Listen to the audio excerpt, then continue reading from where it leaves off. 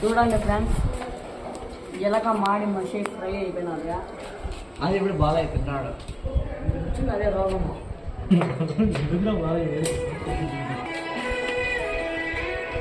చిన్న సామాన్లు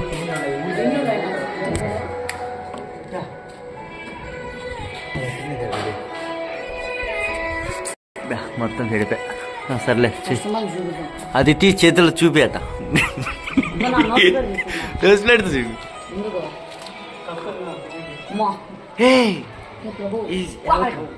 ఉడతా ఉడతా.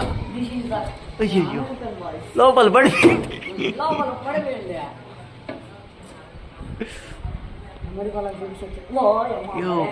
ఉన్నాడు. అబ్బా వేసే కింద వేసే.